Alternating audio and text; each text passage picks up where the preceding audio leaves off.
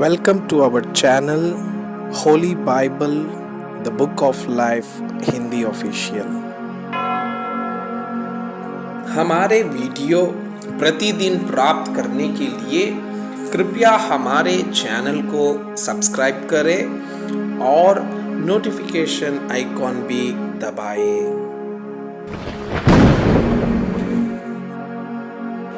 आज का पवित्र बाइबल पाठ गिनती के पुस्तक अध्याय 10। चांदी की 2 थुरखियां। फिर यहोवा ने मूसा से कहा, चांदी की 2 तुरहियां गढ़ के बनाई जाएं। तू उनको मंडली के बुलाना और चावनियों के प्रस्थान करने में काम में लाना।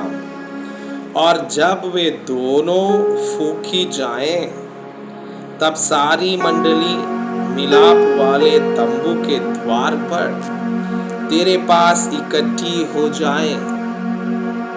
परंतु यदि एक ही तुर्की फूंकी जाए, तो प्रधान लोग जो इस्राएल के हजारों के मुख्य पुरुष है तेरे पास इकट्ठे हो जाएं। जब तुम लोग सांस बांधकर फूंको, तो पूर्व दिशा की चावनियों का प्रस्थान हो। और जब तुम दूसरी बार सांस बांधकर फूंको, तब दक्षिण दिशा की चावनियों का प्रस्थान हो। उनके प्रस्थान करने के लिए वे सांस बांधकर फूंके। और जब लोगों को इकट्ठा करके सभा करनी हो, तब भी फूंकना, परंतु सांस बांधकर नहीं। और हारून के पुत्र जो याजक है, वे उन तुरहियों को फूंका करे। यह बात तुम्हारी पीढ़ी पीढ़ी के लिए सदा की विधि रहे। और जब तुम अपने देश में किसी सताने वाले बहिरी से लड़ने को निकलो, तब तुर्कियों को सांस बांध कर फूंकना। तब तुम्हारे परमेश्वर यहोवा को तुम्हारा स्मरण आएगा और तुम अपने शत्रुओं में बचाए जाओगे। अपने आनंद के दिन में और अपने नियत पर्वों में और महीनों के आदि में अपने होम बलियों और मेल बलियों के साथ उन तुरहियों को फूंकना। इससे तुम्हारे परमेश्वर को तुम्हारा स्मरण आएगा। मैं तुम्हारा परमेश्वर यहोवा हूँ। इस्राएलियों का सीनाई से प्रस्थान। दूसरे वर्ष के दूसरे महीने के 20वें दिन को बादल साक्षी के निवास पर से उठ गया। तब इस्राएली सीनाई के जंगल से प्रस्थान करके निकले और बादल पारान नामक जंगल में ठहर गया। उनका प्रस्थान यहोवा की उस आज्ञा के अनुसार जो उसने मूसा को दी थी आरंभ हुआ। और सबसे पहले यहूदियों की छावनी के झंडे का प्रस्थान हुआ और वे दल बांधकर चले।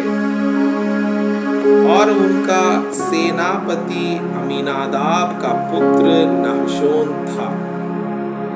और इस्साकारियों के गोत्र का सेनाधिपति सुआर का पुत्र नतनेल था। और जबूलूनियों के गोत्र का सेनापति हेलोन का पुत्र एलिआब था।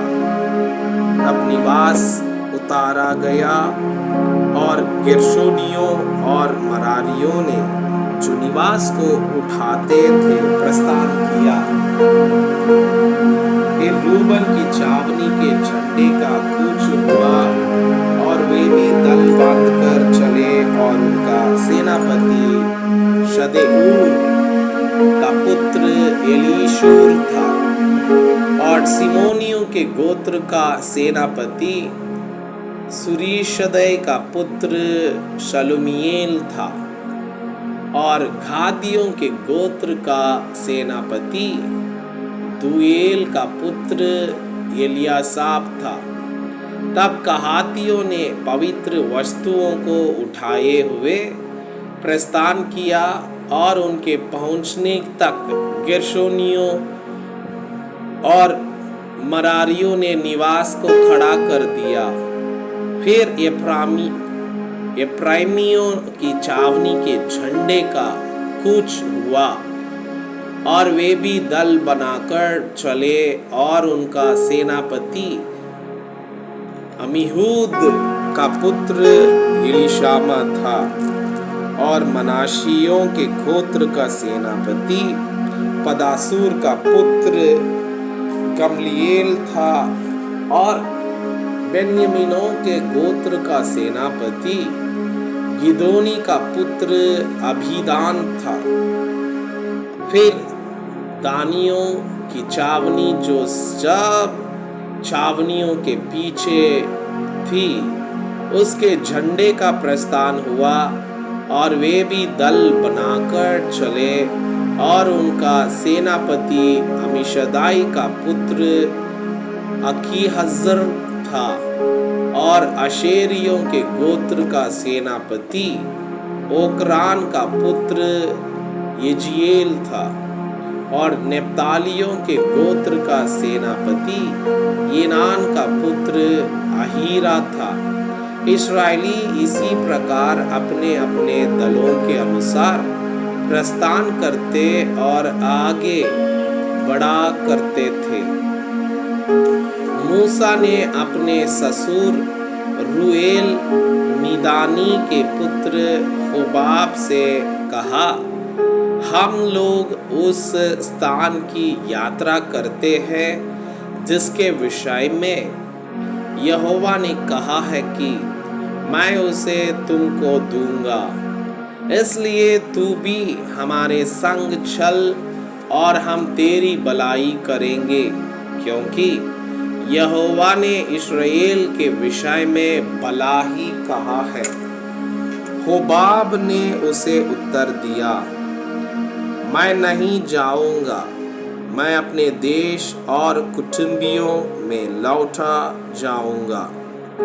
फिर मूसा ने कहा, हमको ना छोड़, क्योंकि हमें जंगल में कहाँ डेरा खड़ा करना चाहिए या तुझे ही मालूम है।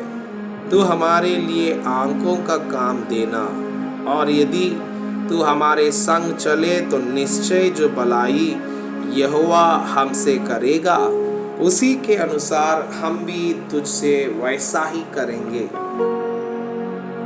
लोगों का प्रस्थान। फिर इस्राएलियों ने यहोवा के पर्वत से प्रस्थान करके 3 दिन की यात्रा की और उन 3 दिनों के मार्ग में यहोवा की वाचा का संदूक उनके लिए विश्राम का स्थान ढूंढता हुआ उनके आगे आगे चलता रहा। और जब वे छावनी के स्थान से प्रस्थान करते थे तब दिन भर यहोवा का बादल उनके ऊपर छाया रहता था, और जब जब संदूक का प्रस्थान होता था तब तब मूसा यह कहा करता था, हे यहोवा उठ और तेरे शत्रु तितर बितर हो जाएं और तेरे बैरी तेरे सामने से भाग जाएं। और जब जब वो ठहर जाता था तब तब मूसा कहा करता था, हे यहोवा हजारों हजार इस्राएलियों में लौट कर आ जा। मैं आपसे यह अनुरोध करता हूँ कि कृपया आज का बाइबल पाठ को अध्ययन करें और जिन वचनों के द्वारा आप प्रभावित हुए उसे अपने कॉपी में लिखें और आज दिन भर इस वचनों को अपने जीवन में अभ्यास करें। परमेश्वर चाहता है कि आप उनके समान सिद्ध और पवित्र बन जाएं। परमेश्वर आप